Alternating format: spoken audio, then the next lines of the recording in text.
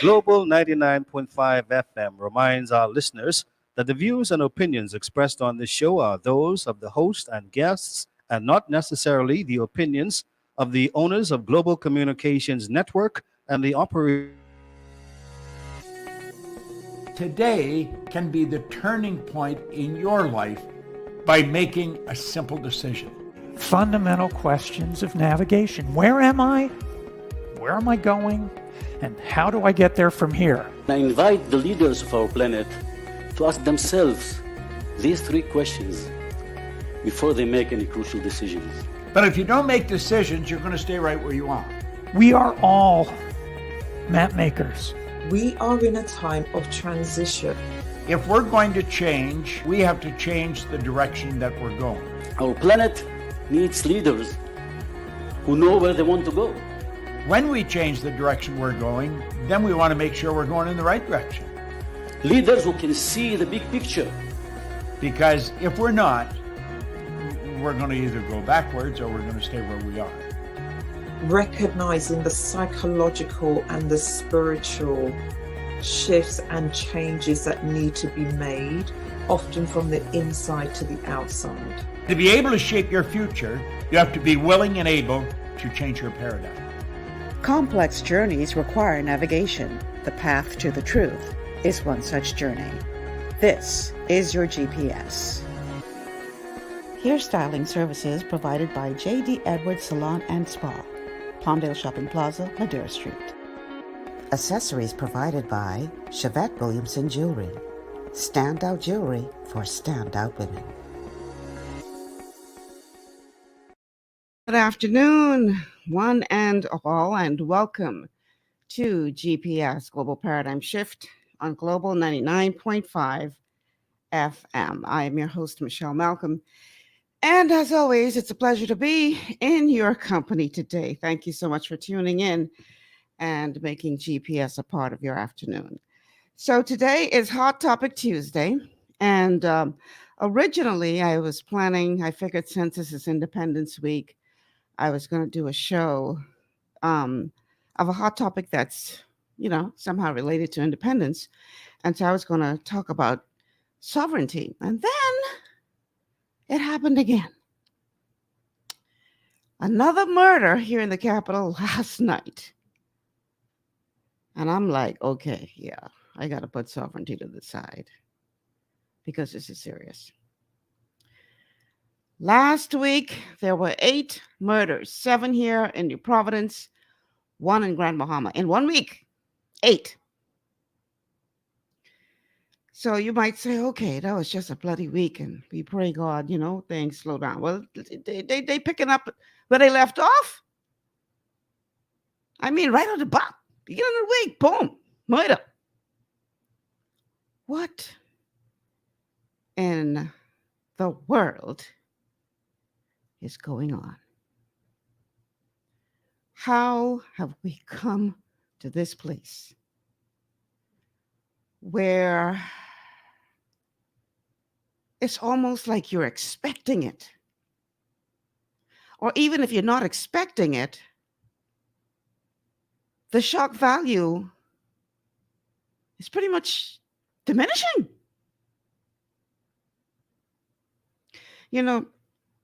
You guys know my background is in broadcast journalism. I worked at ZNS for 20 years. And a good number of those years, I was a beat reporter. In case you don't know what that means, it means I used to go out and report stories. And then eventually I moved up to the senior levels of the news department before eventually becoming assistant general manager. While I was in the senior levels of the news department,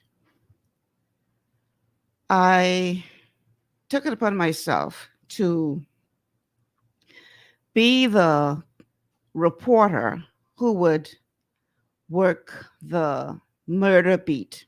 In other words, if there was something that happened 2 o'clock in the morning or whatever, I would be the one to get up.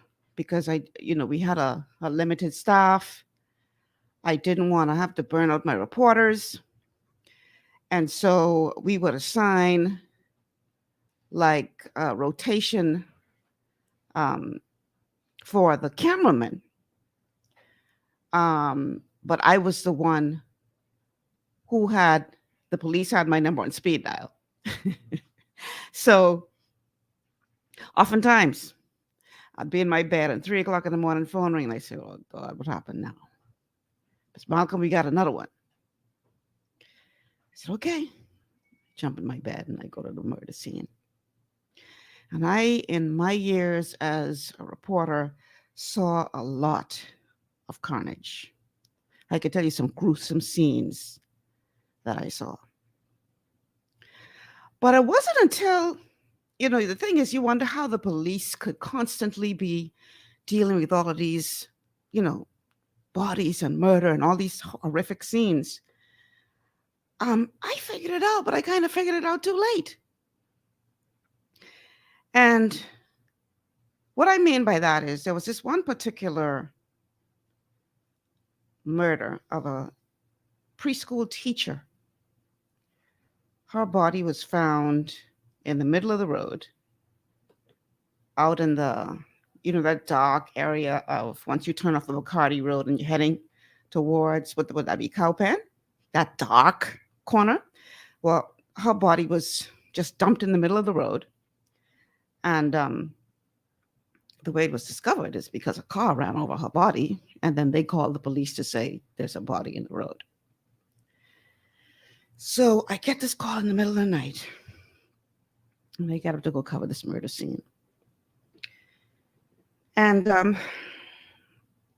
when I got back home, it was the following morning, everybody ready up.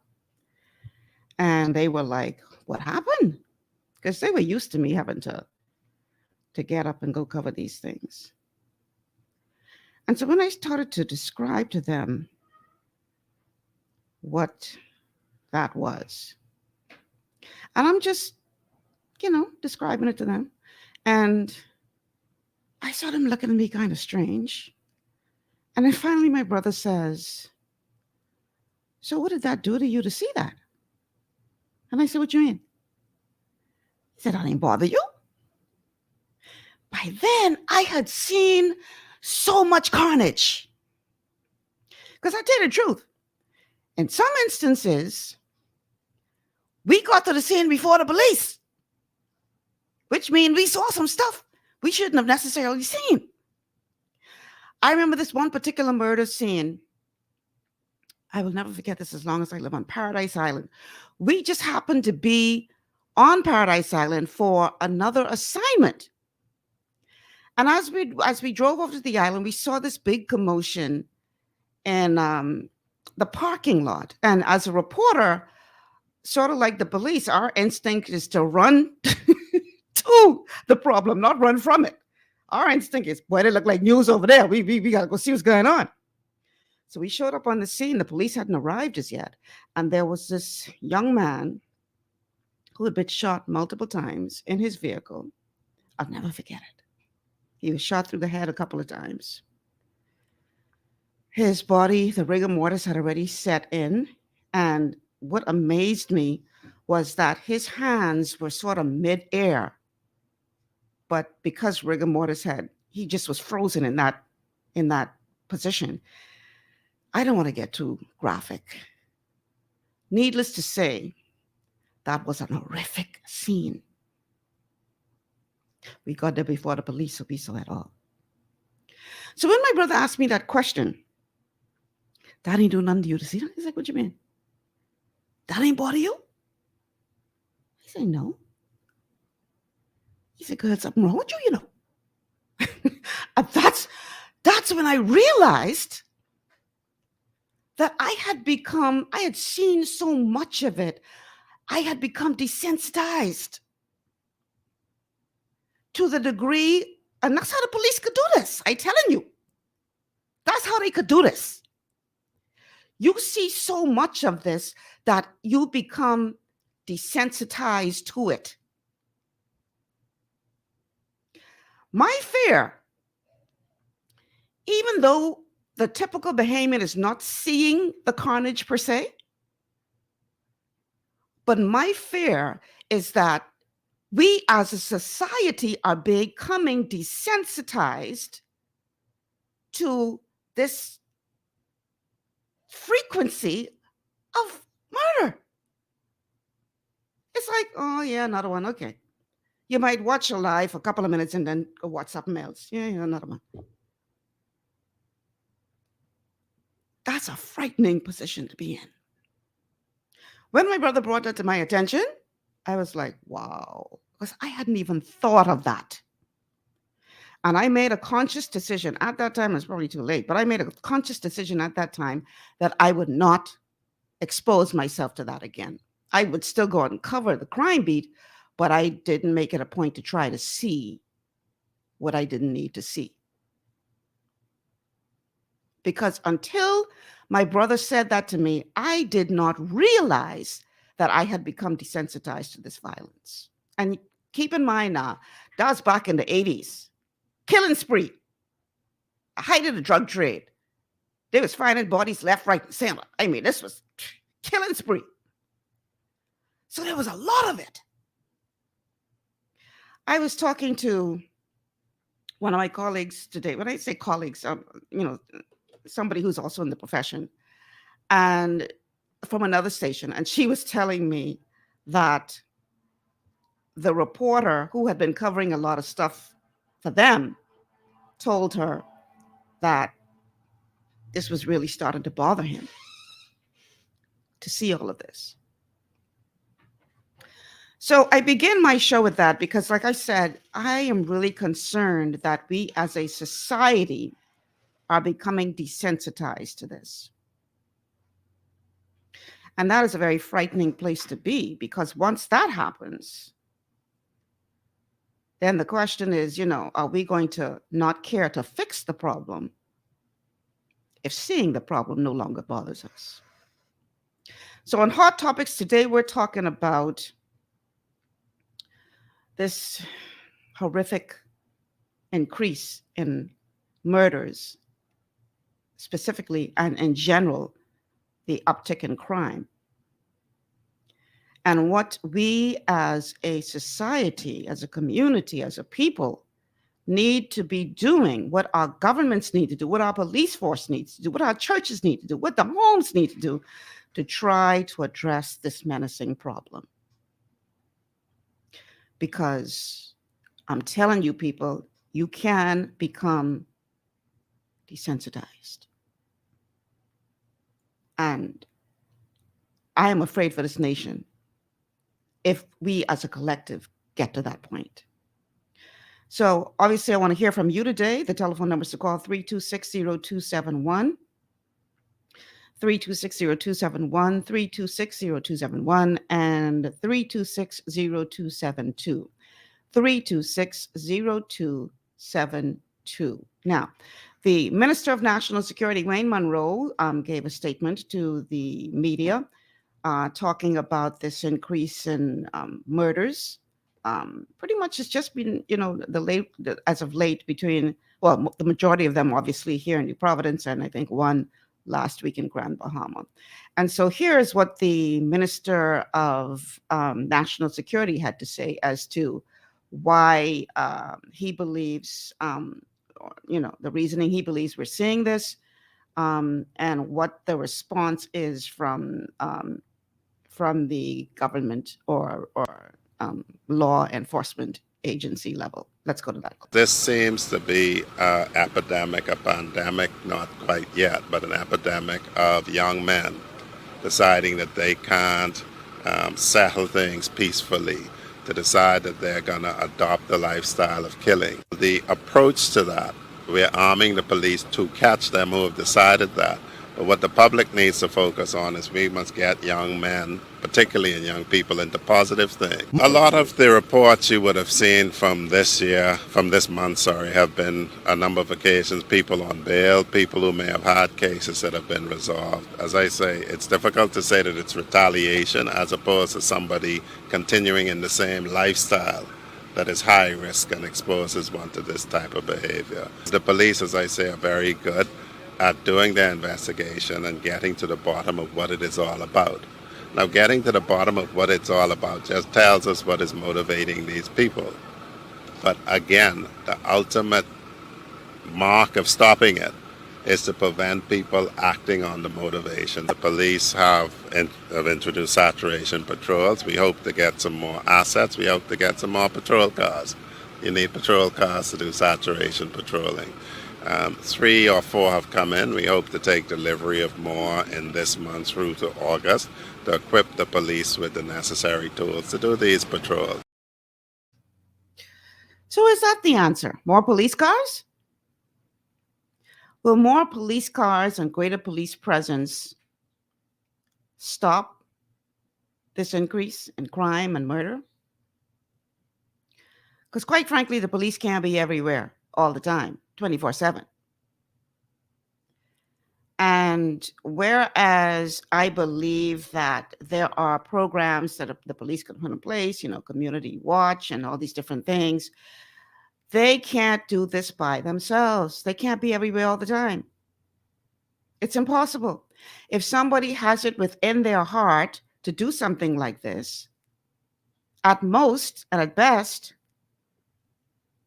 I think it's a matter of the police trying to get to the scene as quickly as they can to try to figure out how to solve the problem. I remember they made a big deal about what did they call it? Shot stopper? Is that what it's called? Where shot spotter, sorry, where once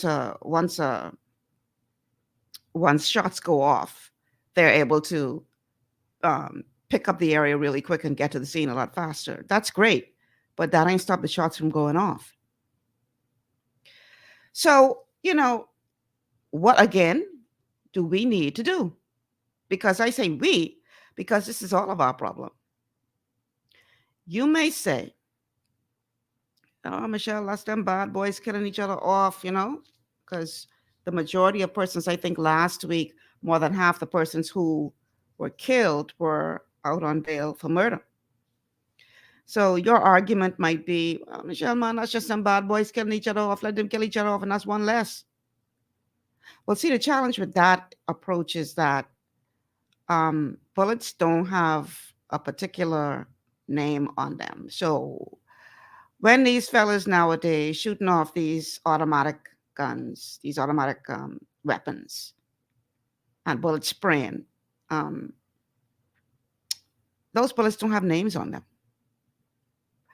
So you could just happen to be in the wrong place at the wrong time, minding your own business. And one of them bullets without a name end up in you. So this is everybody's problem. This isn't just the problem of the police by themselves. Obviously, they can't deal with that. You notice after every murder scene, it's pretty much the same thing you hear. We're appealing to the public to assist us. If you know anything, if you've seen anything, if you've heard anything, let us know. We need your help. We can't do this by ourselves. So they're telling you that this is beyond just the police doing it. If you're sitting back waiting for the police to solve this, yeah, you're gonna be waiting for a little while. Is it the fault of the judicial system?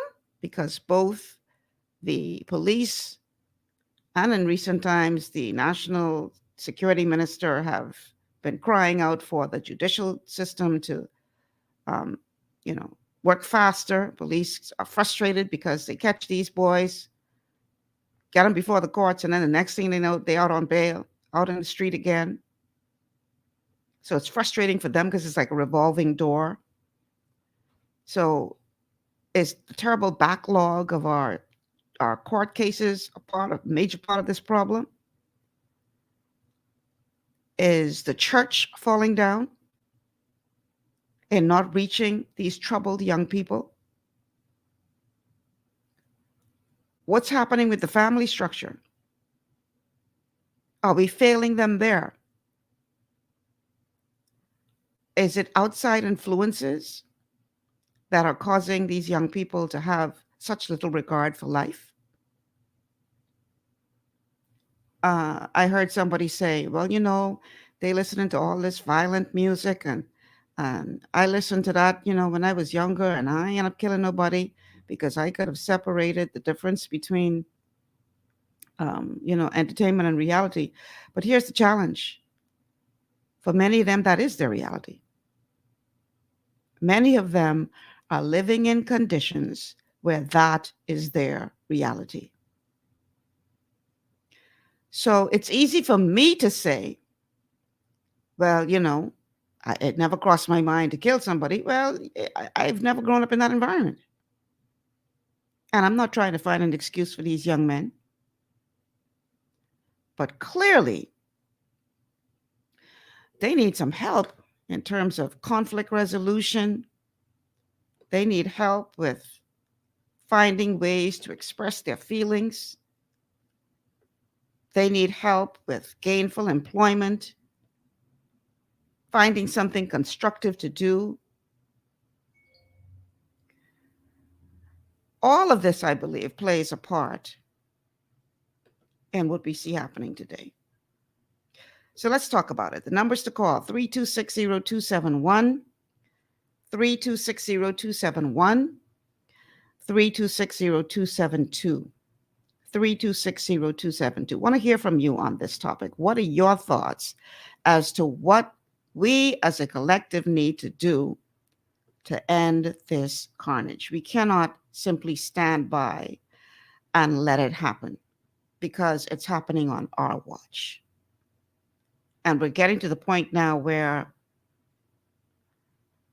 boy, I tell you, literally, I got a message from a young man yesterday that said to me, Miss Malcolm, do you have any connections with any jobs outside of New Providence? Because I don't want to become a statistic. Can you imagine? That's what we're dealing with. Okay, so let me read a couple of your comments while I wait for the calls to come in. This one is from Candy. Candy says, stop letting the murders on bail and it will stop. The laws of the Bahamas are a joke to some. Well, see, that's what I was talking about, Candy, when I talked about the problem with the backlog of cases, because here's the thing. We say you're innocent until proven guilty, right? So let's say I am charged with a murder and I go before the courts and they remand me to prison without bail, and I have to wait until my court date comes up to prove my innocence. The problem is that court date could be a year from now, 2 years from now. So I'm innocent and I have to spend a year in jail waiting for the chance to prove my innocence. That don't seem right or fair to me. And that is the challenge. That is what a lawyer will argue. That it is unconstitutional for you to lock this person up because remember now, they are innocent until proven guilty. And you can't, well, I shouldn't say can't, because just recently a magistrate decided not to grant a young man bail because he was being granted bail for a murder charge, and her concern was, if we let you out there, you're going to be murdered. So we're going to, for your protection, keep you imprisoned. So that may be all well and good if you're guilty, but if you are innocent, then how is that fair?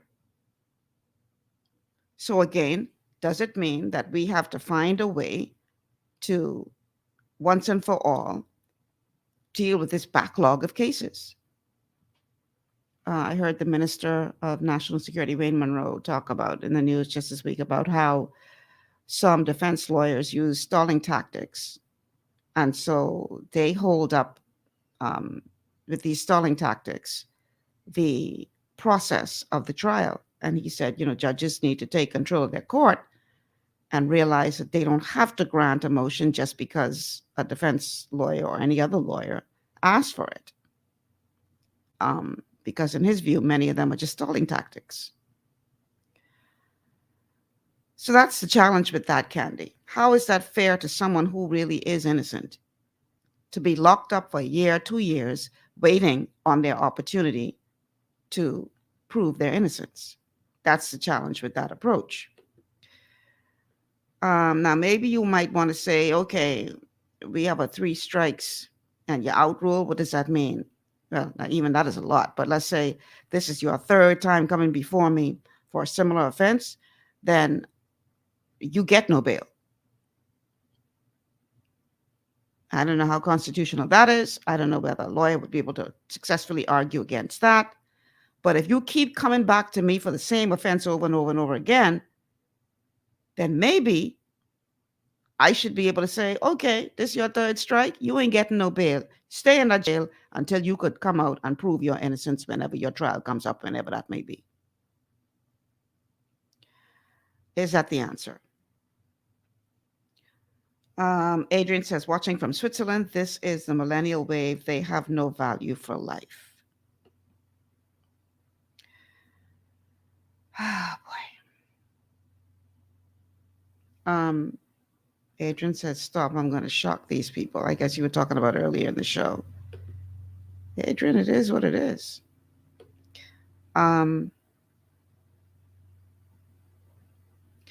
Adrian says, yes, we are desensitized until it is our people. So, yeah. This is the challenge. Lysandra says, Ms. Malcolm, you just said it. The police are desensitized, and when another murder occurs, it doesn't bother or matter to them. I don't know if I would say it doesn't bother or matter to them. It's just that it's a protectionary mechanism that you have to take as a human being to not allow yourself to be sucked into some deep depression. It's like you have to develop a tough skin to be able to handle that. Otherwise, you could have a mental break. So it's not that they don't care, but it's in order for you to continuously be able to deal with that, you have to come up with some kind of mechanism to be able to cope. So that's the challenge. Okay, so we're going to take a break. And I invite you to give us a call on the other side of the break. Let's hear from you guys. I don't want to spend 2 hours just me giving my opinions on this. I want to hear from you on this Hot Topic Tuesday. Let's talk about it. What do you think are the causes? How did we get to this place? And more importantly, what do we do to fix the problem? We'll have more after this break. Stay with us.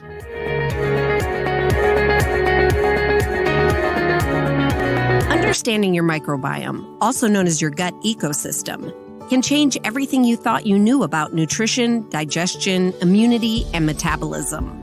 Keeping your gut ecosystem healthy and balanced is essential. Ultimate Microbiome by Longevity was specifically formulated to optimize this ecosystem.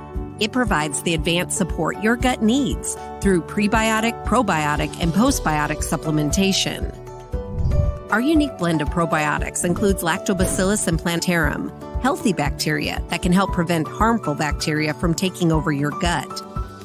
Increasing your gut's population of beneficial bacteria creates a more balanced gut microbiome, which has been shown to aid in weight loss, skin health, sleep, mood, and may even help with seasonal allergies. Ultimate Microbiome also promotes the production of postbiotics. Postbiotics are key to help regulate your gastrointestinal health. To enhance digestion, Digizyme Multi-Enzyme Complex, a blend of 5 specific enzymes, has been added to Ultimate Microbiome. It can help break down food so your body can better absorb nutrients. Plus, we've added our proprietary I-26 Hyperimmune Egg Powder to aid in the elimination of disease-causing gut bacteria and help your body balance its immune response. Ultimate Microbiome, the scientific, proprietary, and holistic approach to gut health that helps optimize your body's entire gut ecosystem. To learn more, contact your Longevity associate. Welcome to Sunshine Auto, the hardest place on the planet for rims, paints, and tires. We are your auto superstore for rims, Lexani, Azaras, True Form, Western, Lux, Fuel, Tracklight, Tough, Rough Racing, Velocity, Mud, All-Terrain, and low-profile tires. Cars, homes, and commercial window tinting. At Sunshine Auto, we put God first and customer is king. Glasses Love. To stay healthy, it's crucial to make sure you get the nutrition you need every day. But it's difficult to get all your recommended vitamins and minerals from food alone. Even in the United States, 94% of people are deficient in at least one nutrient. Beyond Tangy Tangerine 2.0 by Longevity is a simple, convenient, and affordable way to help your body get the essential nutrients it needs. It's an advanced plant-driven multivitamin mineral complex that contains certified organic whole foods, trace minerals, and antioxidants. BTT 2.0 supports your body's natural defense system with a proprietary blend of energy-boosting and body-loving nutrients, plus prebiotics, probiotics, amino acids, and enzymes that support digestion. With an unusually high ORAC score of 8,000, you get even more antioxidants to help combat free radicals that can cause damage to your cells. But to get the most benefit and value from any multivitamin, your body must be able to break down the nutrients so you can fully absorb them. Otherwise, they'll just pass through your system without doing any good. Beyond Tangy Tangerine 2.0 was specially formulated with synergizing cofactors to ensure you get maximum nutrient absorption. Beyond Tangy Tangerine 2.0 is the easiest way to give your body the balance and complete daily vitamin mineral supplement it needs for optimal support of your overall health. To learn more, contact your Longevity associate. This portion of GPS is brought to you by Tiki Bikini Hut at Junkanoo Beach. Great food, cool tropical drinks, and family fun in the sun. And welcome back to GPS Global Paradigm Shift on Global 99.5 FM. Michelle Malcolm here on this Hot Topic Tuesday, where we pick one topic to talk about and dissect it, break it down, examine it inside and out. And as a collective, and I repeat collective because my whole first segment ain't none of y'all call. I know what's going on. But the telephone numbers to call 3260271, 3260271, 3260271, or 3260272. There we go. It sounds like a call coming in. 3260272. One more time. 3260272 are the numbers to call. Once again, our WhatsApp line is still down, and so as soon as it becomes available, we'll let you guys know. We have a call on the line. Caller, welcome to GPS. Hey, Michelle, how you doing today? Good. How are you? Pretty good, Early today, when I thought about your show this afternoon, I said to myself, JT, you're going to sit down today and just listen. And that was my whole plan and intent, just to listen today, Michelle. And ain't nobody else calling. So and ain't that something? You got to kick it off. Some people calling and complaining about some of us calling too often, but a lot of people who have this opportunity to call ain't calling. Yeah. So y'all just give people like me the opportunity to become quote unquote chronic. So I just wanted to put that little. Well, at least you come a good conversation. You ain't like some people who just come and just. I try, Michelle. Oh, God knows I try. Just run out. Okay, so let's hear from you. Yes, getting on to your topic, Michelle. The situation of crime, of course, and I'm sure you appreciate this fact. First of all, it's spiritual. And Michelle, we cannot get away from the fact that the principles that God has established for good governance and a safe society, we as a country have thrown out of the window. Let me give you a perfect example, and I'm going to try to be very sensitive about this example. The tragedy the other morning, was it yesterday, with the two young men who got killed on Gladstone Road? The car accident. Yes, into the dump truck. Right.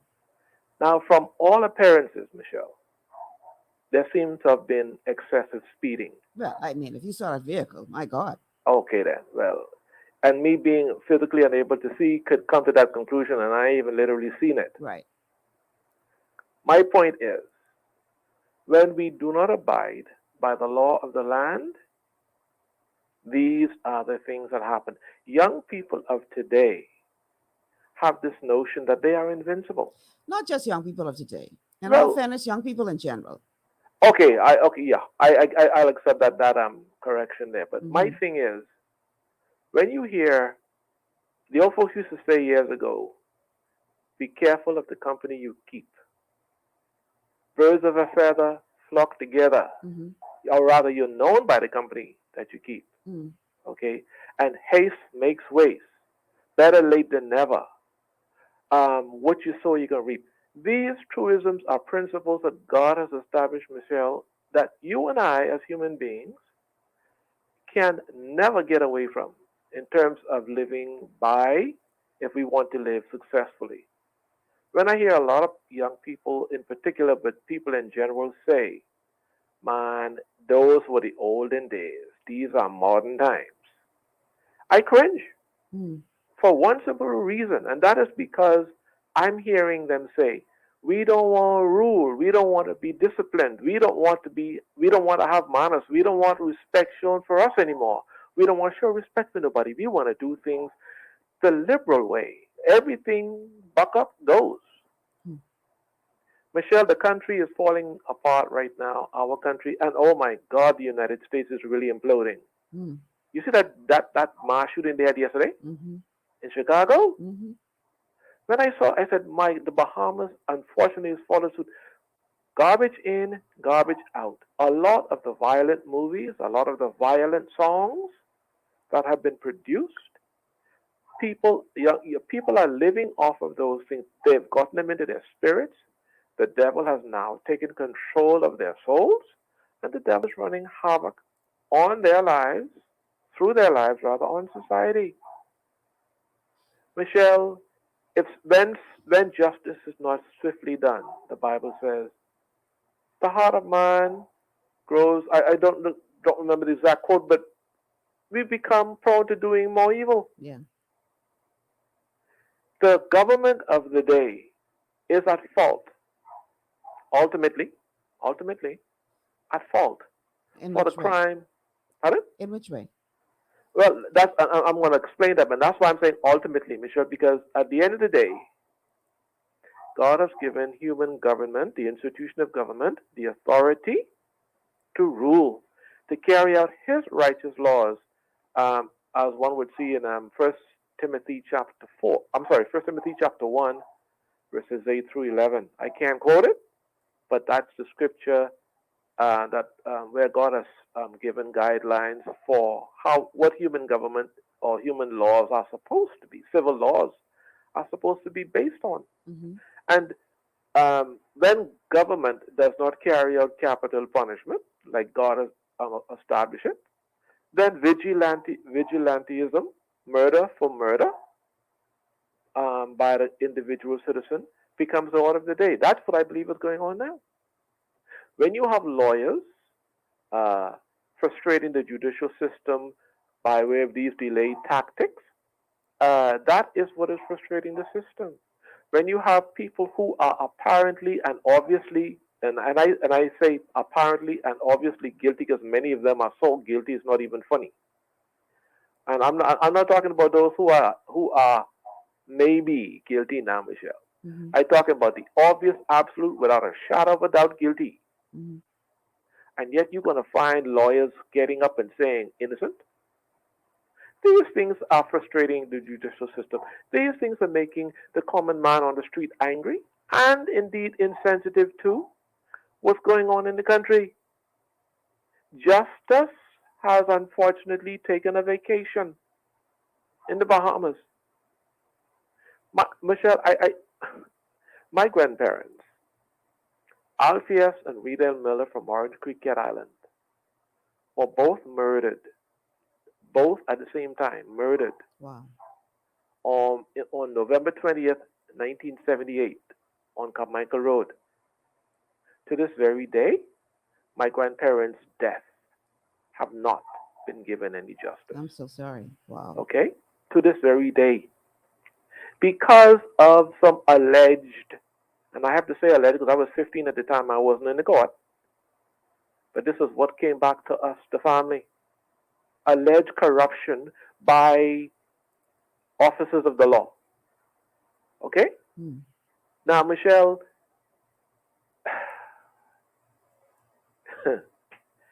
when I look back at my grandparents' example or situation, and I look back at the lives of many other families whose loved ones have been stolen away from them by the cold heartedness of crime, murder in particular, Michelle, I have no sympathy for the criminal anymore.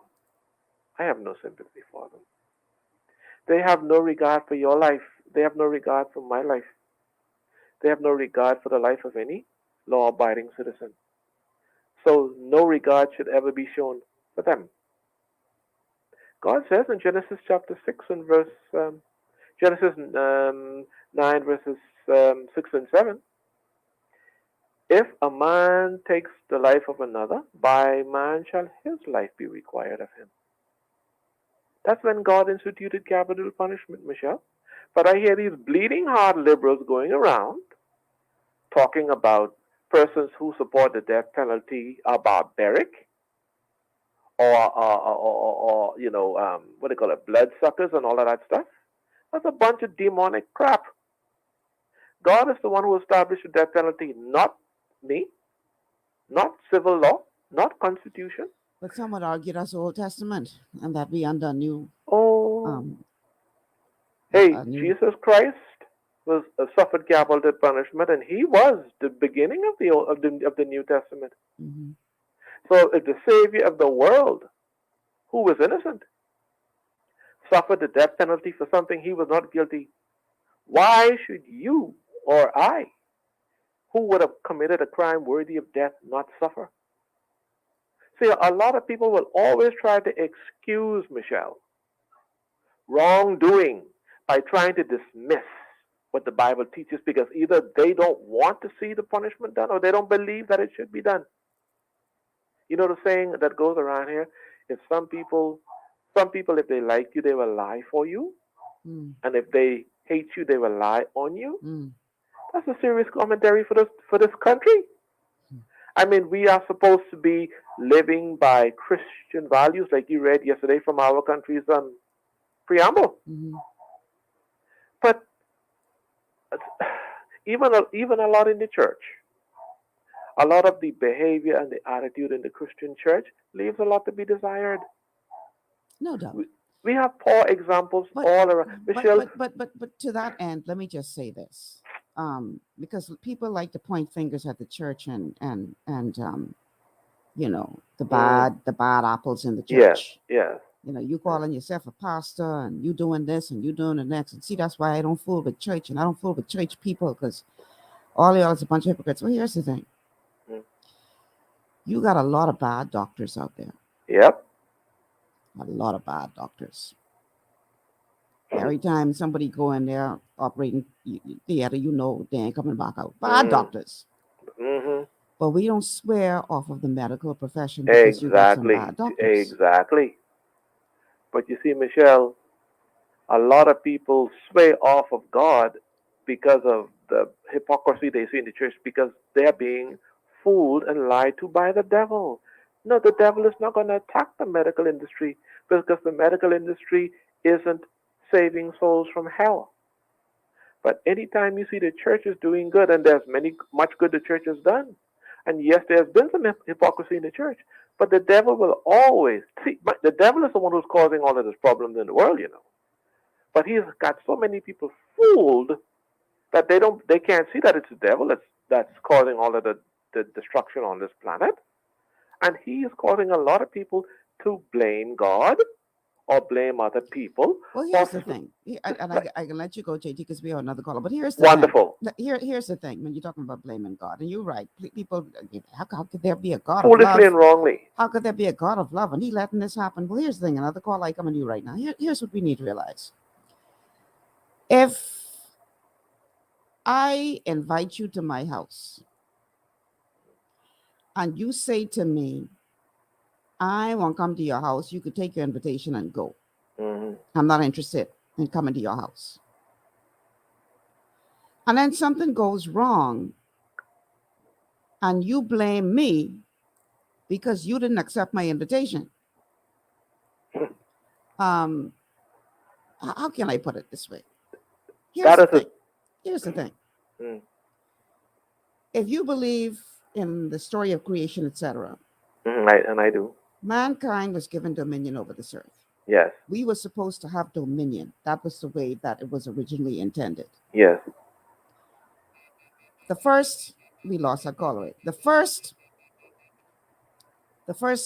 people made the decision to hand that dominion over to somebody else. Yeah.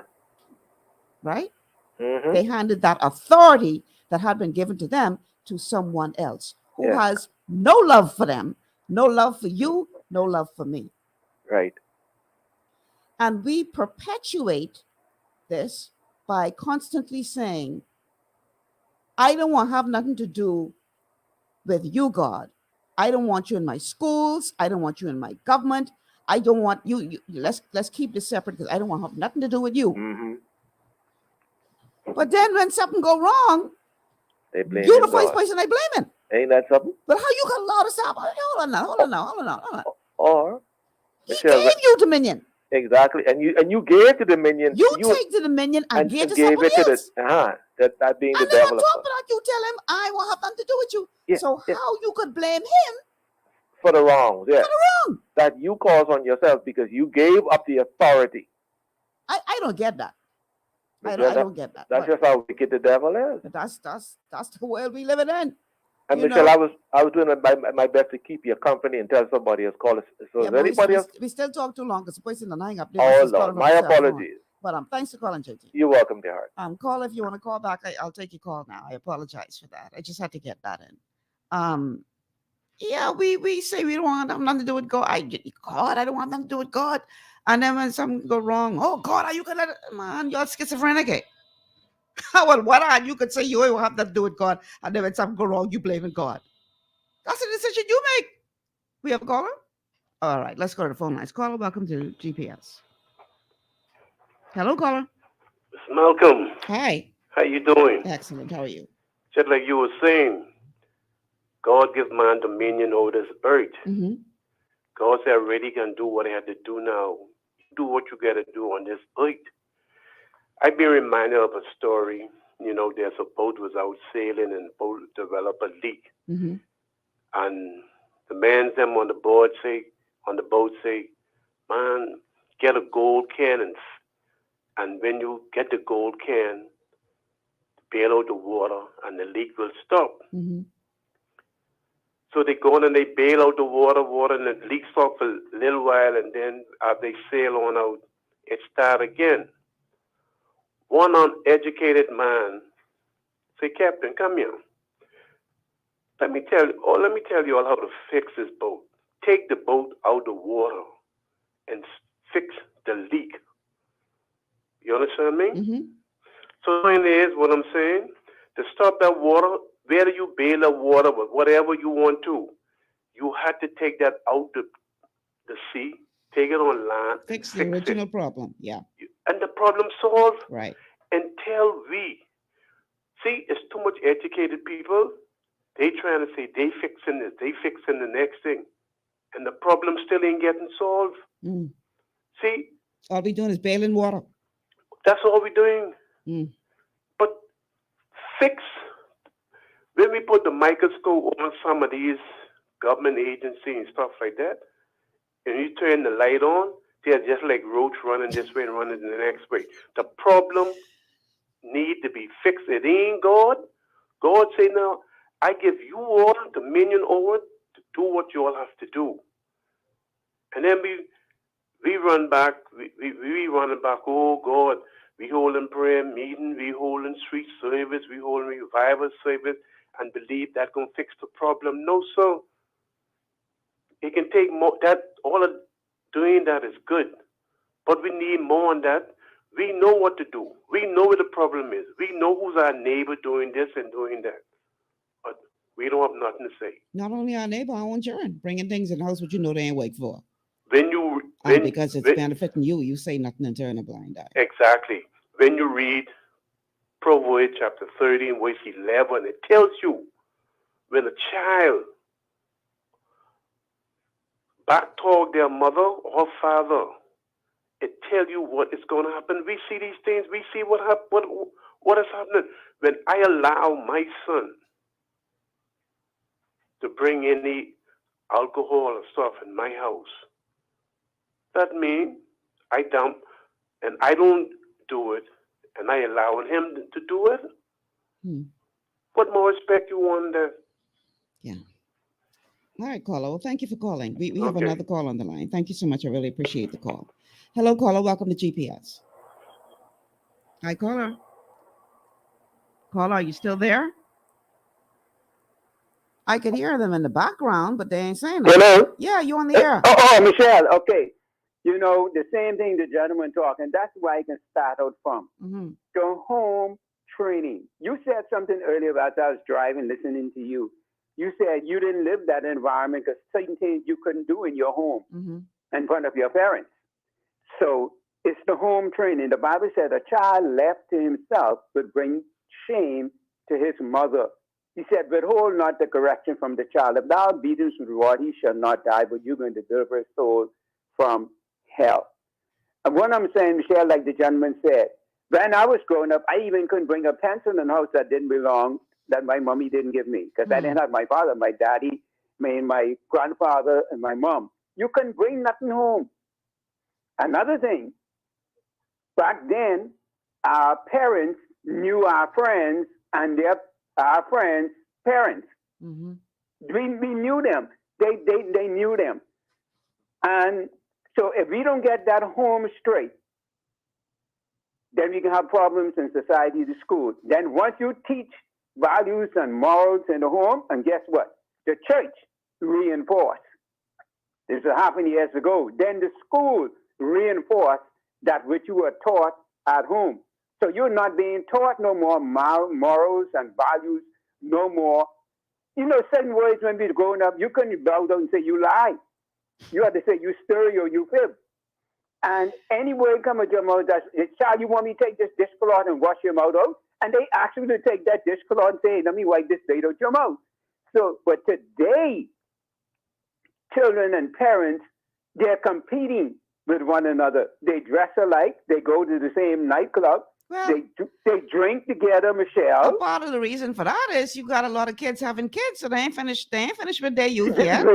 Thank you, Michelle. So they friends as opposed to parent-child relationship. They just friends. So the main place we got to start from the home. Michelle, one time I did years ago, been knocking on doors and folks to my church, inviting folks to church. And this lady was carrying on bad in the road. I said, Miss, you don't get yours? Because I had a bunch of children waiting for the bus to come pick me up with the children. I said, Miss, you don't got a care? You think I body? You should see my daughter. My daughter wasted me. Michelle, that's what she told me. Let me tell you something. We have another call on the line or no? Okay, let me tell you something. Years ago, I used to own a store, right? Lingerie store. And this day, a woman came in there with her daughter. The woman was known to the young lady that worked for me. I can imagine. She came in there with her daughter, and the young lady was serving someone else. And she and her daughter went through the store. No, she after the young lady finished serving somebody, she stopped she picked up something, and she had the young lady serving her while her daughter was going through the store, and her daughter was picking up stuff. And right? This was planned. So after they left, the young lady who worked for me, she knew it was in the shop. It was a small shop. And she knew that they moved it because it was there before they came and was gone after they left. So she called them up and she said, we know you all moved these things. Miss Malcolm got a hidden camera in here and we know it's yours. Come bring this woman things back. Man, she calls her from here to eternity. Tell her about her underneath the clothes to somebody who she know you know. So we called the police. And because she knew the woman, she could tell the police where to go to find the woman. So the police say, you got 1 hour to take that woman things back, or we can lock you and your daughter up. The woman come, throw the bag back at the door of the store of all the things they take. Throw it to the door. And then she can shout to the girl, tell Michelle Malcolm I ain't never coming back to her shop no more. You don't want her back in there no more. Like, why would I want you to come back here? Thank you. to But do the more same thing again. importantly, this is a mother teaching her daughter teaching her daughter how to be a thief.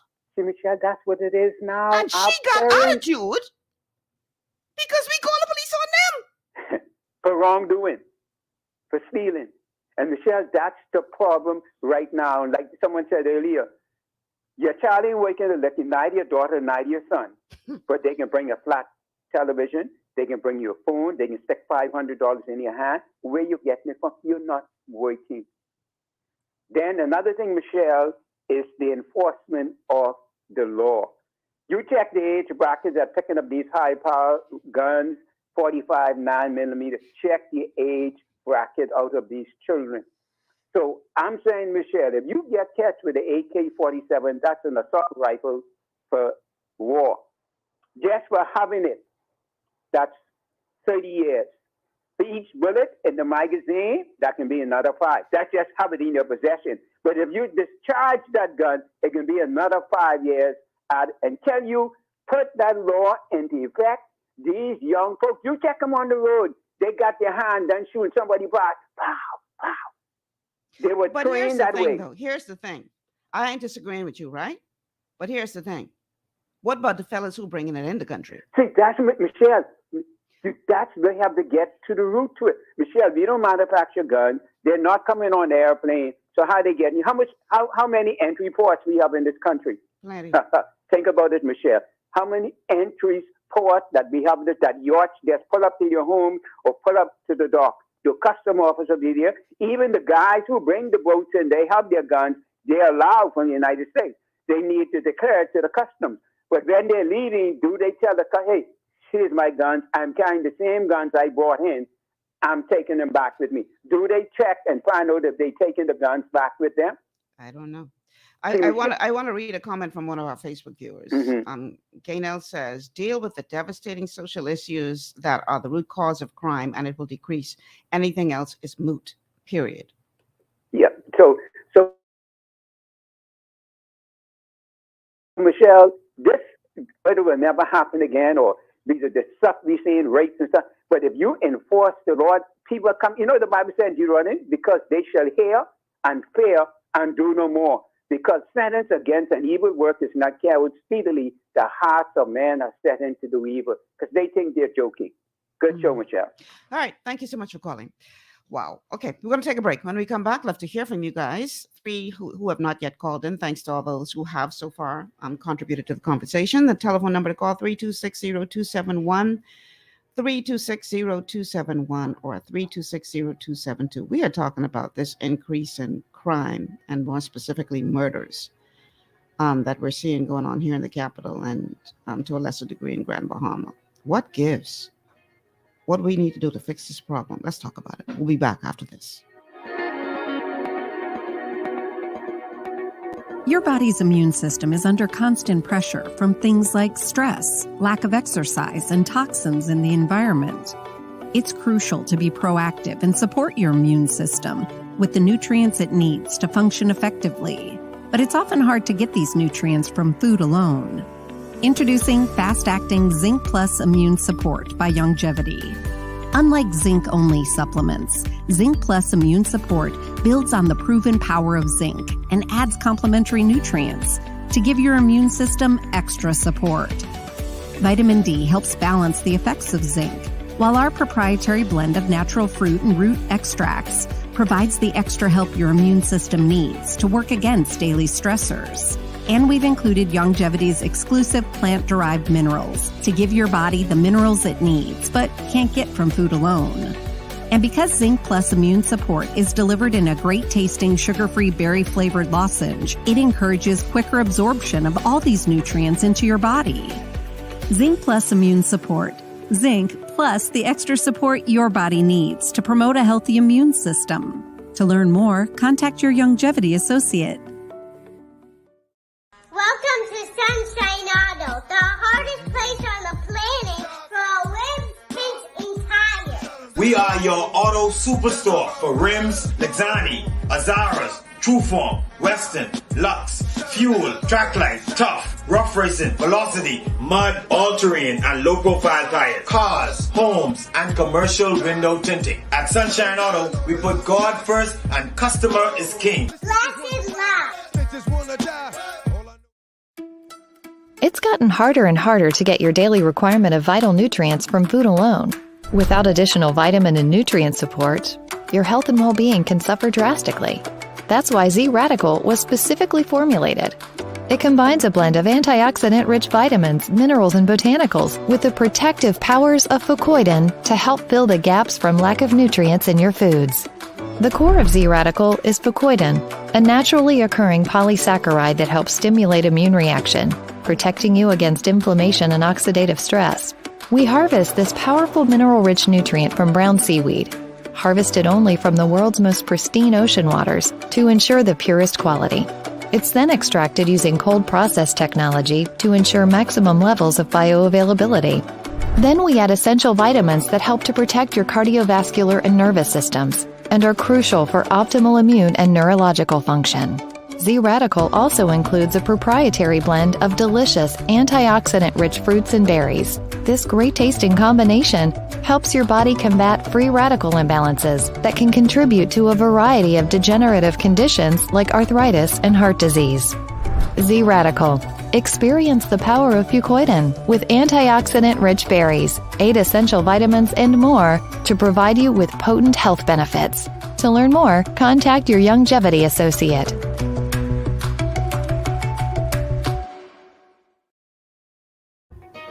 Welcome back to GPS, Global Paradigm Shift on Global 99.5 FM. Michelle Malcolm here, and today is Hot Topic Tuesday. We're talking about this alarming uptick in crime in general, and more specifically, these murders that we see happening. We have a caller on the line. Caller, welcome to GPS. The call is no longer there? Okay, the telephone numbers to call, 326-0271. 326-0271. Call if you want to call back, 326-0271 or 326-0272. 326-0272 are the telephone numbers to call. Adrian is asking about WhatsApp. No, Adrian, our WhatsApp line is down, so do not send a WhatsApp message. We will not receive it. It can only be a call. All right, 326-0271. or 326-0272. JC St. Louis says, Michelle, as a nation, we need to repent before the Lord. God is calling on us to lament before him for the deliverance of our nation from crime, incest, and the like. Only God can change the hearts of man. We need to lament before the Lord. All right, thank you so much for those comments, JC St. Louis. I do believe that there's a spiritual component here. But I also believe that there is more to this than just the spiritual component. Yes, there is a spiritual component in my humble opinion. But I could go to someone who is hungry and I could preach the gospel and read the word and tell them all kind of things about the love of God. And if I don't help them get something to eat, that will go in one ear and come right out the next. Because their most immediate need is they hungry. So we need to look at how we minister, how we holistically address the needs of our people. It can't be where all we do is have prayer meeting. And don't get me wrong, there's power in prayer. You know, don't think for 1 second that I'm diminishing that. But we also have to look at the physical need. So if you are living in an environment where verbal, physical, sexual abuse is the norm,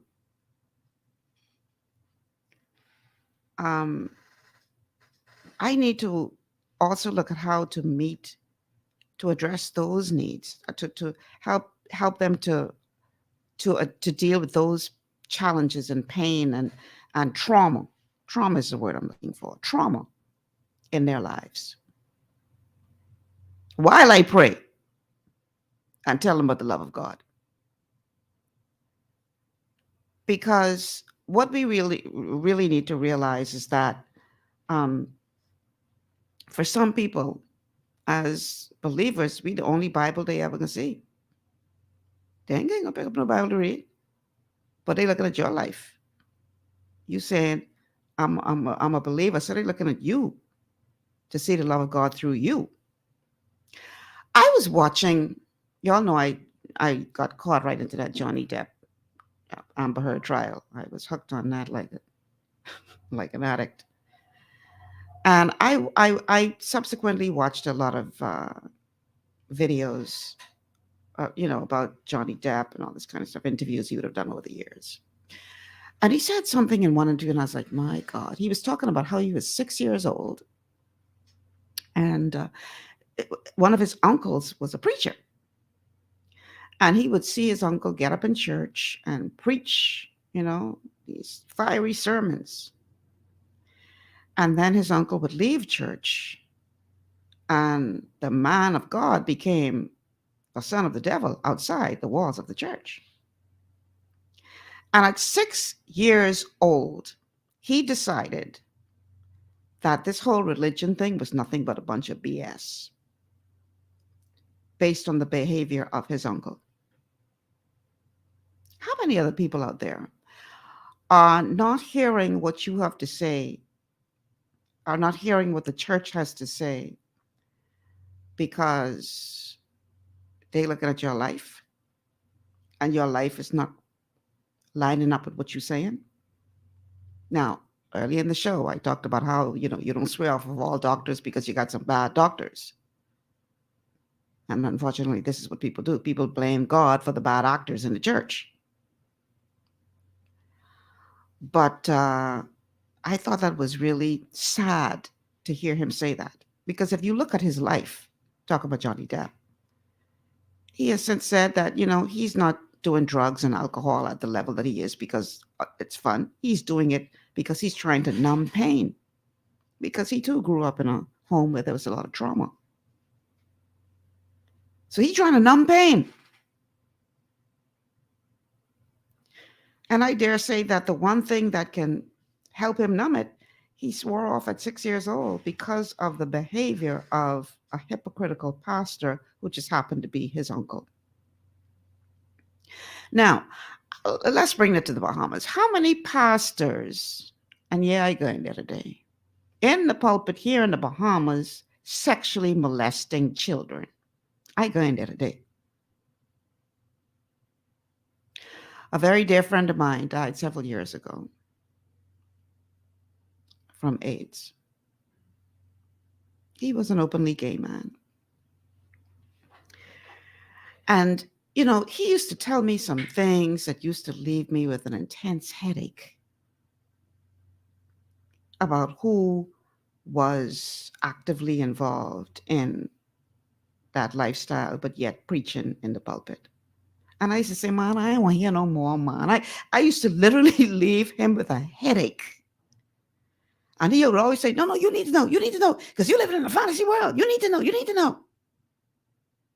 This reality, you need to know. And he told me about the person who broke him into that lifestyle. And it was a pastor who at that time was still in the pulpit. And his alleged MO was that he used to like to fool with little boys in the church.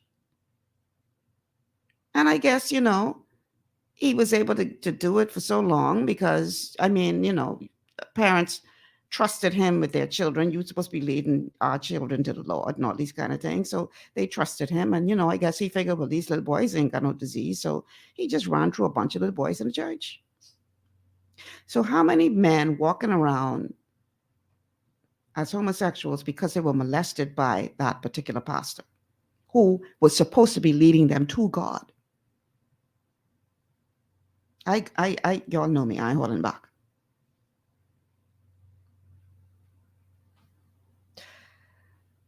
This is the part of our problem, the sheer hypocrisy. Because you have some members of his church, and it's just his church. We got other people who run here calling themselves pastor and dabbling in all kind of things. And their members sitting there knowing that something ain't right here, but yet that's my good pastor. Somebody sent me a video of a pastor in the United States who had been found out to be molesting girls in his church.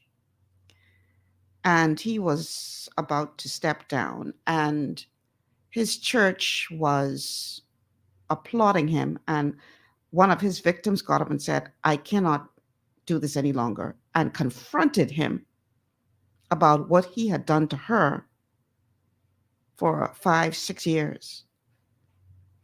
Confronted him and said, you know that from the age of this to the age of that, you were having sex with me in your office. You know this.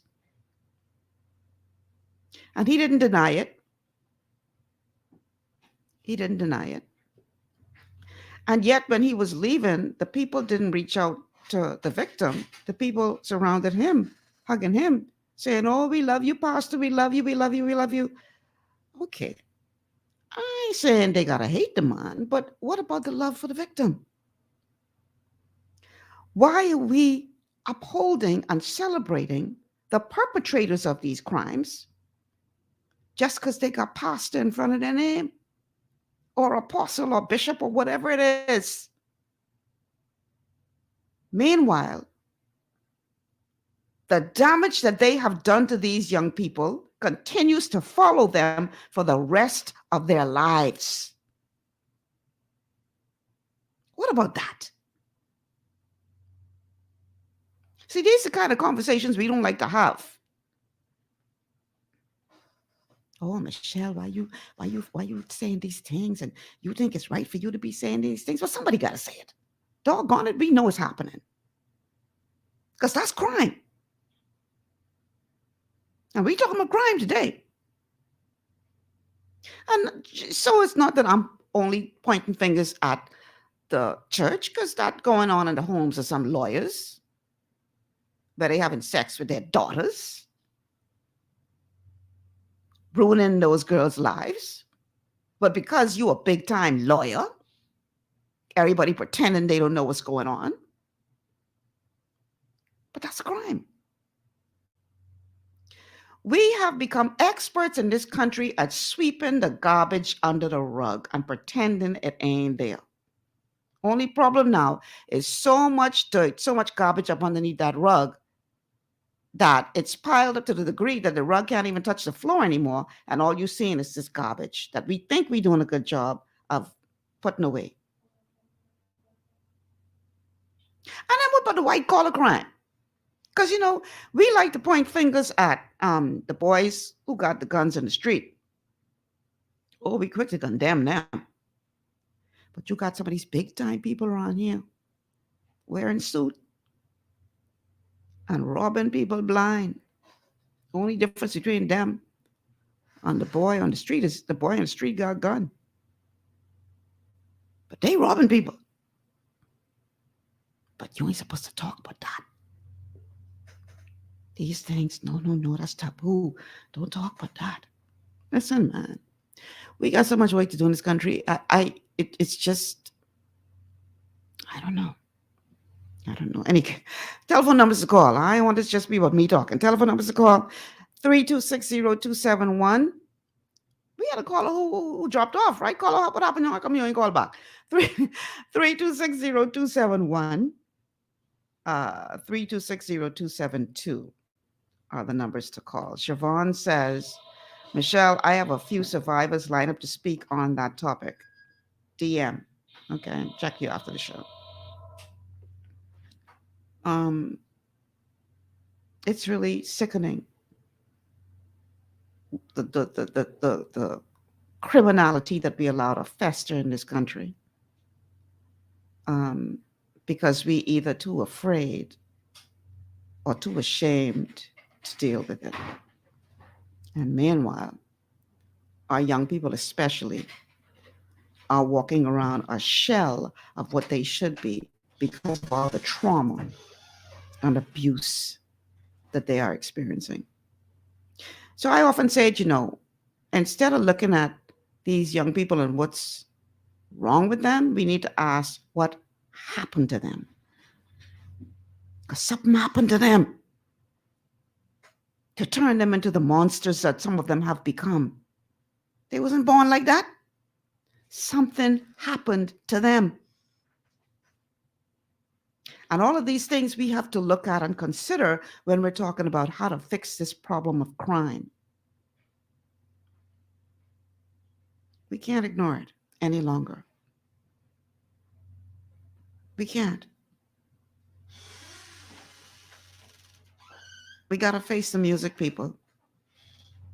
The days of ignoring the true causes of this problem and pretending they don't exist are long over. And we all have to take some responsibility in what it is that we are or are not doing to try to help solve this problem. Because guess what, y'all? If this thing go down, if this boat sink, the majority of us ain't got no yacht to sail away. The majority of us going down with this boat. Now, some got options. You got a handful of Bahamian families who got options. So they could jump on, they could jump on their yacht and sail away. But I like how somebody put it. We're not in the same boat, but we're all in the same water. Some on dinghy, some holding to a life raft, some holding on to driftwood, some on jet ski, some in luxury yachts. All in the same water, but not in the same boat. So some people got options. But for the rest who don't, we need to fix this problem and get in the fight. Telephone numbers to call, once again, 326-0271, 326-0271, or 326-0272, 326-0272. Let's go to a couple comments from Facebook. So J.C. St. Louis said, we have entered into a new season in God's calendar for our world, and the Lord is poised to do great and mighty things in our lives and in nations. He's ready to judge oppression and all forms of iniquity using women. As such, the Lord is calling all women worldwide who have a womb and press to arise and cry out to him one day from dawn to dusk and judge the oppression of womanhood, wickedness, and global trends that mitigate against the rule of our Lord Jesus Christ in our world. Okay. Miko says, colonizers' laws, a tale of two cities. What white-collar criminals? Laugh out loud. Yeah, Miko, they right there. Only difference between them and the fella on the street is the fella on the street got a gun. But they doing some serious ripping. Adrian says, boss lady, you're right, but please don't call no name. Martin would be out of a job. Who's Martin? What you talking about? That one gone over my head. Somebody could help me with that one. I know what you're talking about, Adrian. You lost me on that one. No, I ain't gonna call nobody name. But just know that this is a problem. When you see our young people walking around with PTSD, what people who went to war experience, they living in a war zone. That's their reality. And you could afford to be sitting up in your lofty, home thinking that you are immune to this all. You ain't immune. You just need to be in the wrong place at the wrong time to find out just how immune you are not. So yeah, we're going to take this break. Okay, now for this last portion of the show, I won't be doing no butcher talking. Y'all better call, all right? Because this is all about y'all and being a part of this conversation today on this Hot Topic Tuesday. I thought the phone was going to be ringing off the hook with this topic because with all these murders going on, all this crime going on, I figure y'all's going to be calling like crazy. Go figure. All right, we'll take a break. When we come back, we're going to continue this conversation talking about crime in the Bahamas. How did we get here? And what do we do to get out of this problem? Stay with us. Understanding your microbiome, also known as your gut ecosystem, can change everything you thought you knew about nutrition, digestion, immunity, and metabolism. Keeping your gut ecosystem healthy and balanced is essential.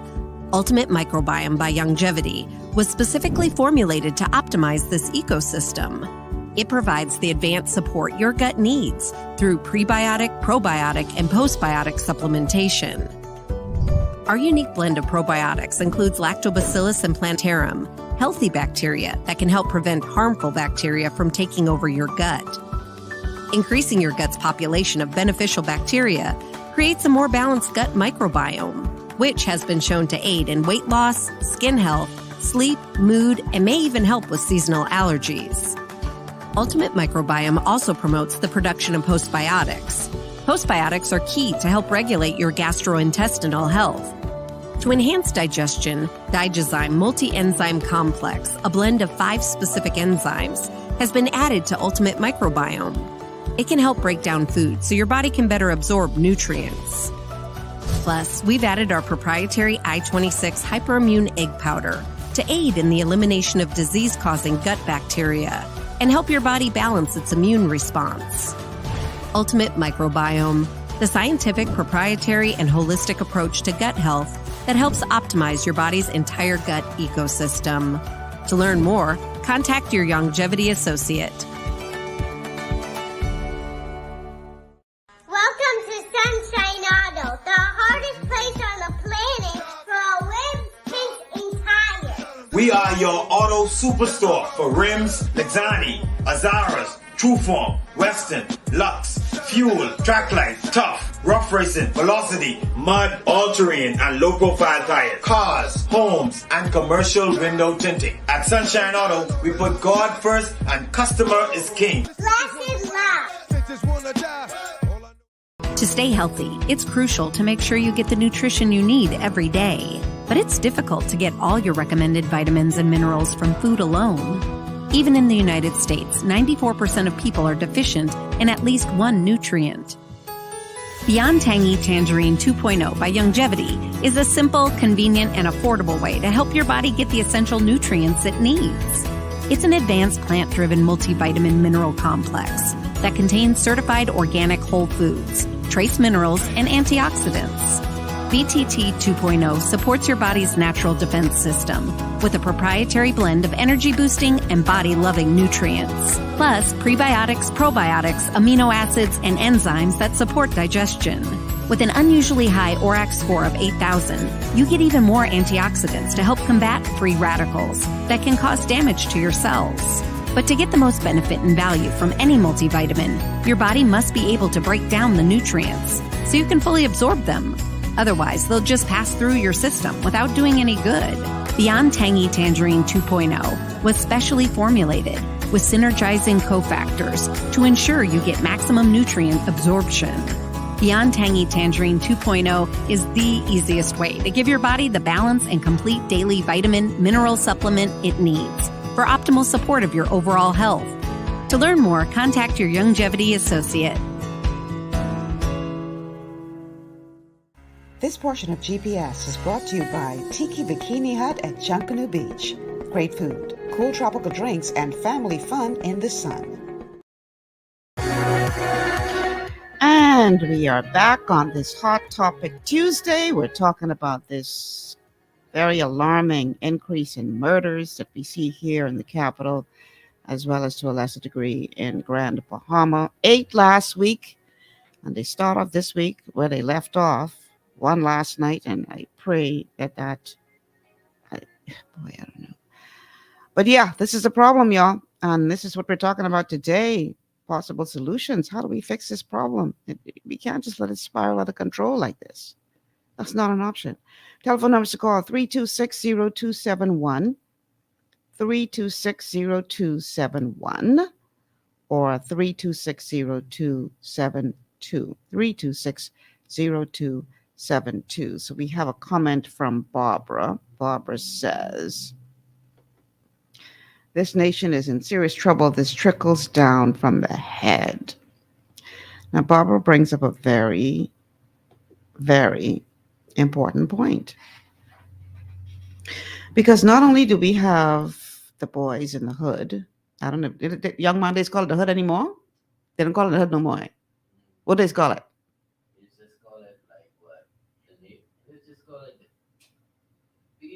It ain't the hood no more. Okay. So whatever they call it. He can't tell me what they call it, but you know what they don't call it.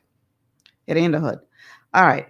So it ain't just the boys in the inner city communities, in the ghetto or as they call Baintown, for instance, the bottom. It's like I could call it. But anyway, it's not just the boys, the bad boys. It's not just the hidden heinous crimes that are being perpetrated against our youth.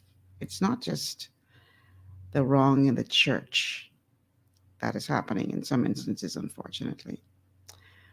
But what about the crimes that are allegedly being committed by our leaders? Those that are supposed to be responsible for legislation, those are supposed to be responsible for, helping to establish the law. What about alleged crimes that they commit? I mean, if they lawless, God help us all. Because they the head. And like somebody said, the fishes stink from the head. And I have heard some horror stories about alleged activities of some of the members, the persons who have sat in that House of Assembly. Criminal acts that people just turn a blind eye to because, well, he got plenty of power, so you cannot say nothing, you cannot do nothing. What about that?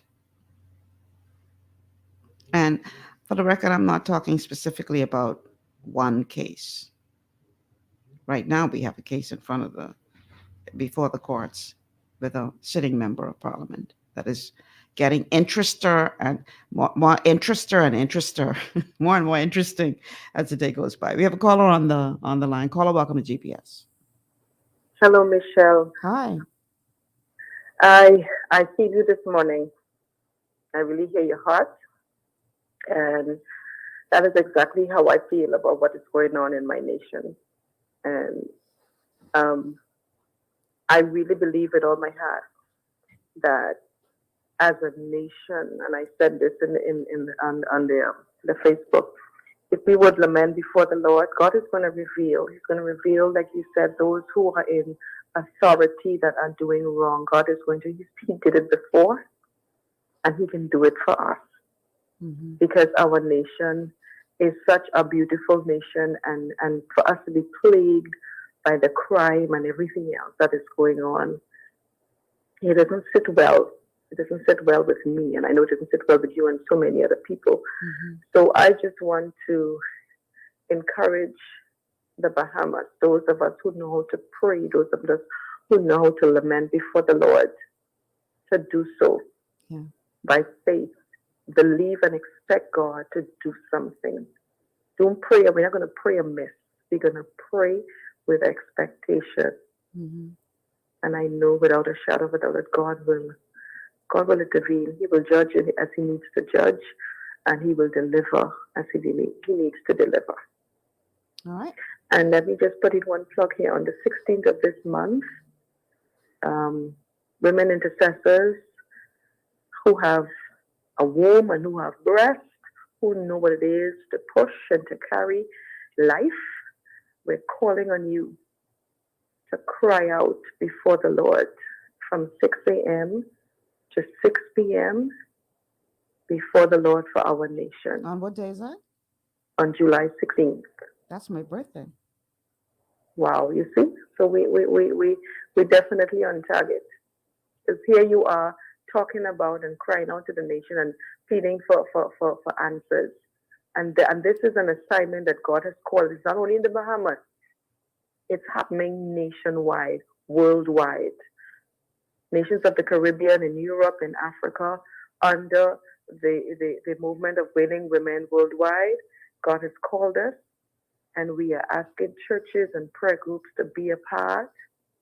Gather in your churches from 6 a.m. He has given us the prayer points. He's given us a prayer guide. And so I am trusting that as a nation, we would see what God wants to do and follow His lead and be delivered as a nation. Thank you. All right. Thank you much for calling. The numbers to call 326-0271, 326-0271, or 326-0272, 326-0272. I just think we also need to help to meet people's physical needs as well. Now, I'm not saying I read in one news agency online, I don't remember which one, about how a family took an orphan into their home and the person betrayed their trust by molesting one of their children. I think, my God, that's just sad, because you're trying to do the right thing. You're trying to help somebody, and then they can turn around and betray you that way. So I'm not saying not to use wisdom. There are ways that you can help people without putting you and your family at risk. But we got to help people. We have a caller on the line. Caller, welcome to GPS. Good afternoon, Michelle Malcolm. How you doing? I'm good. How are you today? I'm okay. Michelle, look like that they say prayer is the solution. Like, prayer ain't no solution, man. And the church ain't no solution to this problem in this country. From time I remember myself, the church always been mixed up with government and making sure that the young children could go with the church and they be under their watch to sort of be of a better society. And it's proven what the church is doing. The church ain't doing nothing but destroying lives. That's what the church is doing. Because if the church had anything positive for the youth, they would have had to, like to say for the boys especially, how about some carpentry? How about some hands-on stuff? Other than opening a Bible and being indoctrinated. What's the problem, man? Prayers ain't get fixed nothing in this country. They've been praying on their knees for a long time, and they wicked. Prayers ain't gonna do nothing. Well, like that. Some could argue with you to say, boy, what if they wasn't praying? Where would we be? Listen to me, Michelle. I'm listening. How many churches in aggregate are in this country? Over 4,000. Over 4,000. Could be more than that. All right? How much preachers? Huh? I don't know. No, but I tell you what, the government has given them, I'm talking about the right, like we are children. Because even when it comes to deciding what we want, they go to the church and find what the church wants for us. You know? It's nonsense, man. I don't understand what you mean what the church wants for you. What I'm saying is, okay, like any, like I say, if it's gambling, if it's smoking weed, no matter what it is, they go to the church. The church ain't put them in power. It's the people. And we can't give up our right to choice of whatever we want in life for no church. People who sitting and talking about Bible and whatever talk and they follow me and well, you know, they know they're nothing but con men. The majority of them. I say all, yeah, but the majority. Don't say all. They go in there for sex, they go in there for money, they go in there for vanity. Listen, you know, there is because no things doubt. of the world that are shining, they fall weak dead. There is no doubt that there are some bad pastors out there. The majority are lousy. But not all of them are. There's some churches. The majority of them are opportunists, man. Let me finish my point. Michelle. Let me finish my point. Okay. There are some churches that are making a tremendous impact in the communities in which they are. They may not be announcing it on the news, so you may not necessarily be aware of what they're doing because they're not doing it for the sake of publicity, but they're doing it all the same. I didn't say all of them, man. You got a couple who are right, you know, Hansel and them, they all right. Sidney Moss, them, they all right, man. You got some of them like Vampire. You got them like Predator. You got some of them like all about is just things. I ain't disagreeing with you. I'm not disagreeing with you. That's and Michelle is a disgrace. And you know what? And it's like we living in this nightmare where the government going to them so they can decide for us. Like we're children. Well, I hear you, but I just want to say this though. On the flip side of that, don't tell me as a member of the church that I have no voice. Don't tell me that. Don't tell me, oh, shut up, I want to hear from you because you. No, don't tell me that because I live in this country just like you. Yeah. And I'm entitled to have an opinion just like you. Exactly. So don't tell me that because I'm in the church, my opinion don't matter because all us living in this country together. But Michelle, see, I ain't talking about directly in the church, you know. I'm talking about in society. Mm-hmm. In society, the government go and they set up with the preacher man because they may cut a deal and say, well, you know, you're coming to the congregation, yeah, you can get them because pastors like it or not have a lot of influence over their congregation, so that's why over their congregation, not over the society. because it's got to deal with the members of the politicians. congregation make up the society, so that's why they do that. But Yeah, listen, but I though, don't. I appreciate you calling, but I got another caller on the line. Yeah, right, now. right. All right, thank you so much, and please call again. All right, let's go back to the phone lines. Caller, welcome to GPS. Michelle, Madam Michelle, Yes, calling sir. from Europe. Calling from where? Europe. Don't wow. call by Dave. You know who I am. Yes, I do. Thank you so much. You know who I am. So don't call by Dave. I mean, you could if you want, but I'm not afraid of. But it's all repetitive. And like what I told you in my comments, now the millennials have a different attitude and they're all about the money. Hence the problem in Nassau, what's going on is corruption. Like you said, in many things. But I don't want to call, like, I said, I don't want to call any names. But the Bahamas on the whole, from the politics, from the lodge to the church, when I say the lodge, you know what I mean. Everybody has to say, like Singapore made that a step. Singapore said, I think in the 70s, Singapore said, we stop with corruption. So what did Singapore do? Singapore started to arrest the corrupt officials and take away the assets from the top down, not from the bottom. Right. I've been in Nassau. I had a few businesses in Nassau. The young people I paid $300-400 a day. They told me they never made that amount of money in one day, but afterwards they proceeded to steal from me. Oh, wow. Because they didn't want to work. And I even paid 1 week, I paid $1,500, but it's never enough because they know that you're making more.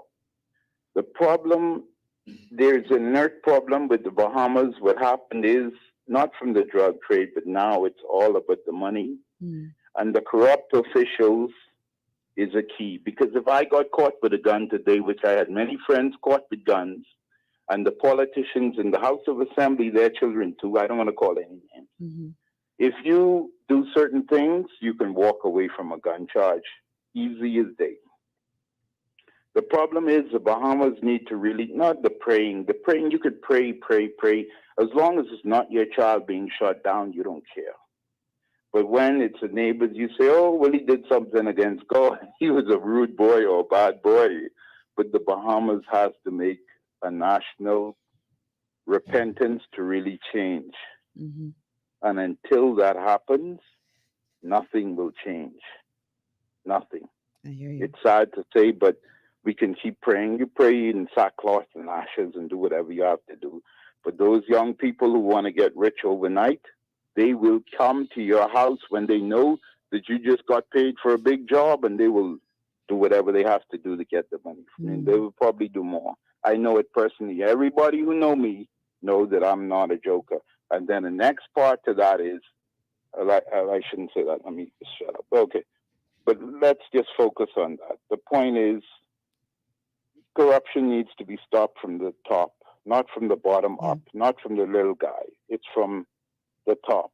Agreed. And if you don't do that, nothing happens. Well, Singapore did that. Appreciate you calling. I got a cell phone call on, so I appreciate you calling all the way from Europe. That's Yeah, you know where I'm calling I from. know. But when I said Martin would be on a job, you know exactly what I'm talking about. But I can leave that like that. Thanks for All calling. right, take care. All right. Caller, welcome to GPS. Hi, good afternoon. Thank you for doing what you're doing.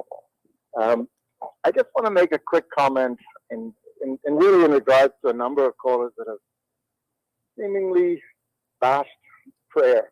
And I don't want to harp on it, but prayer is more than just, hey God, help us out here, right? Prayer is where multiple people are gathering, they're talking, they're expressing what they need, what they're seeing. It's a planning session with God, with mankind, with people, with your church, but it's not meant to just sit there. It's meant to be taken to the action phase. It is a planning for action.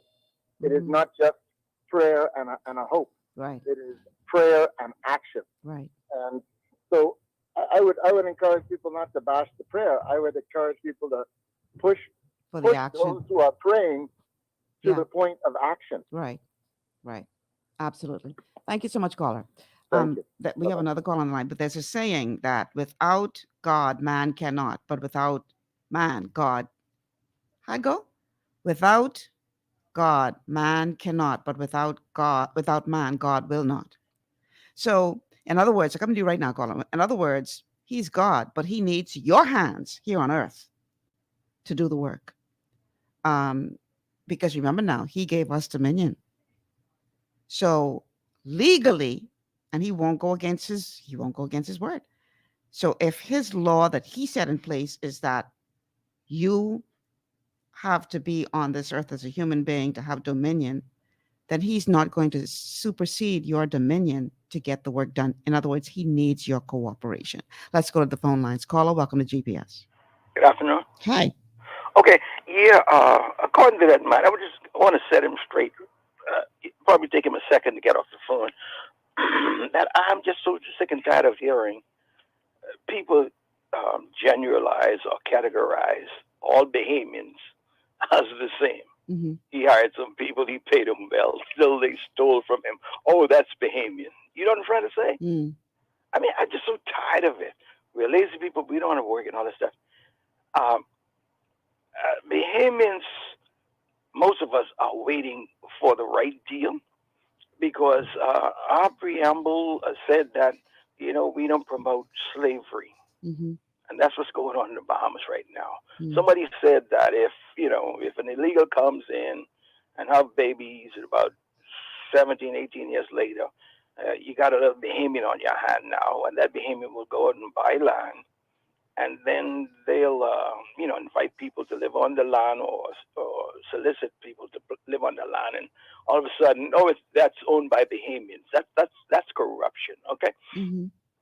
The other one is if a contract is given, I wouldn't call him illegal. Whoever, they tend to hire their own and promote slavery again.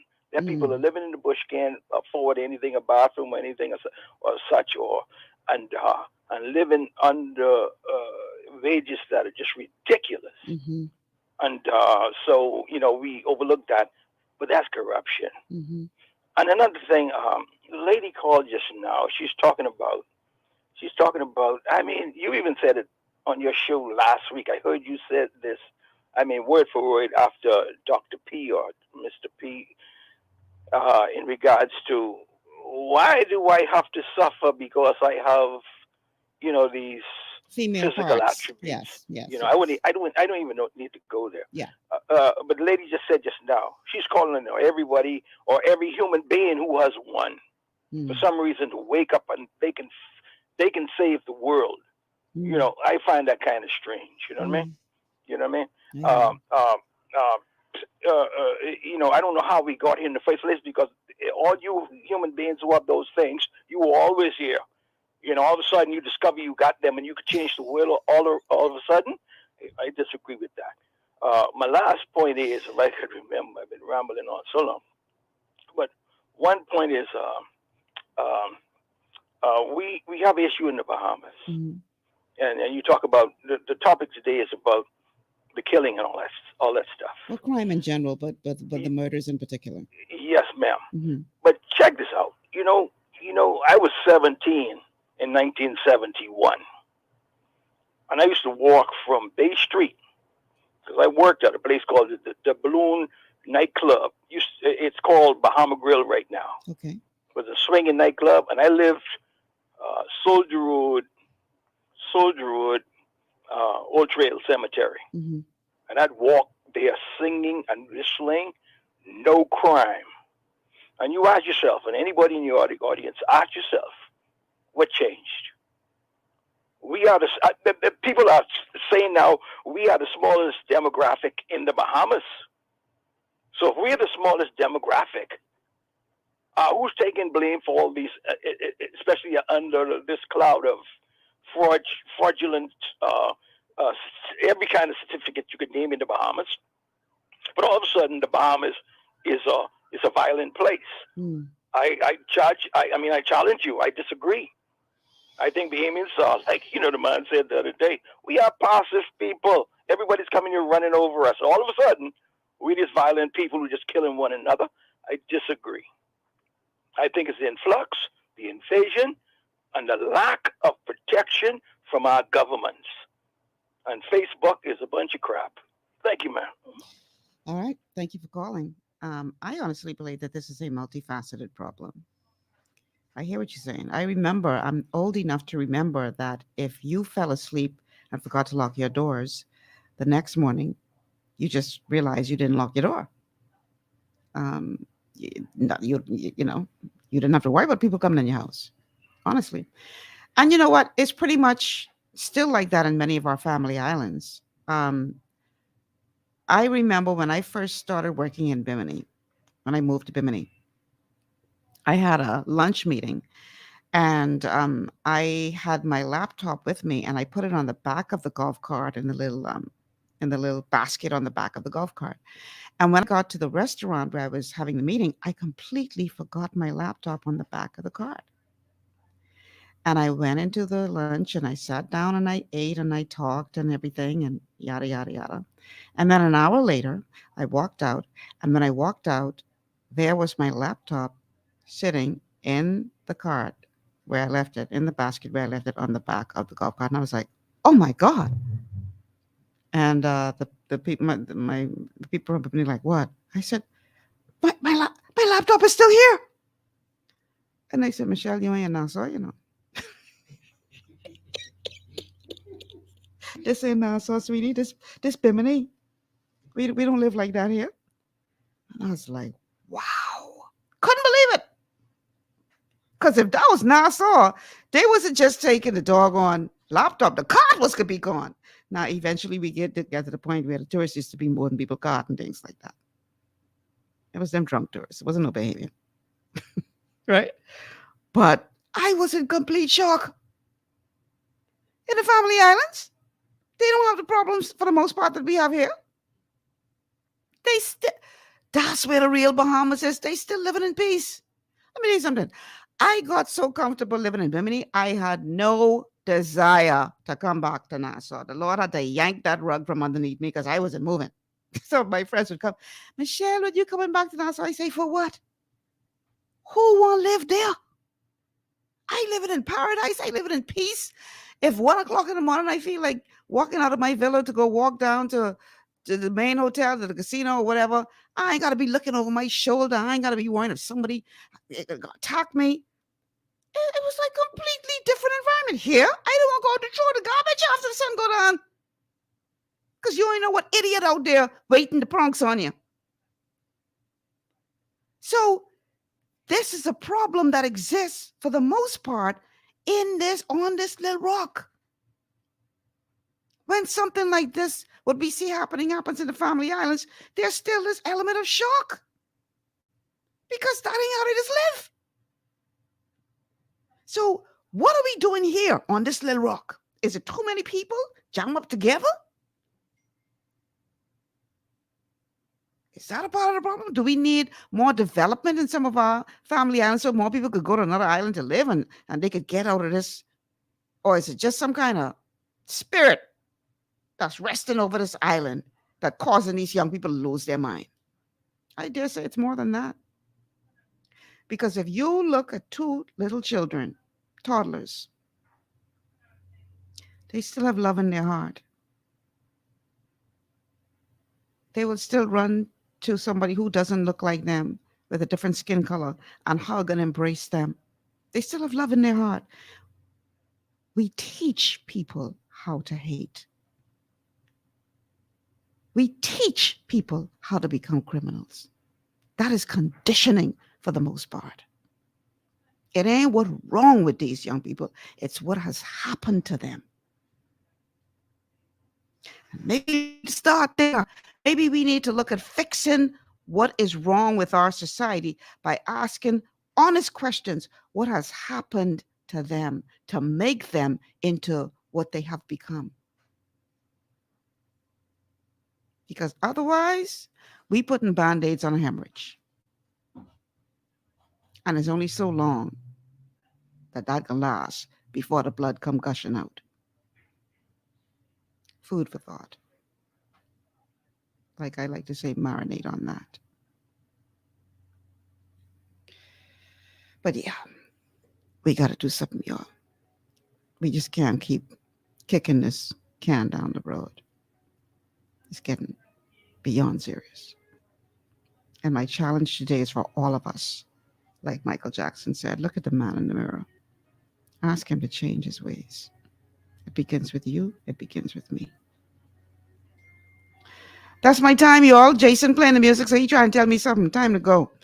I appreciate you being here today. Tomorrow is Wellness Wednesday, and we're going to be looking at some topic. I haven't decided yet which one, but we're going to be looking at something that deals with your health tomorrow.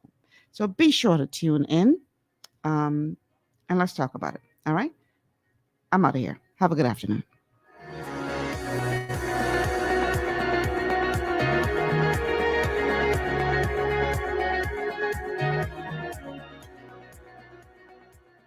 Global 99.5 FM reminds our listeners that the views and opinions expressed on this show are those of the host and guests and not necessarily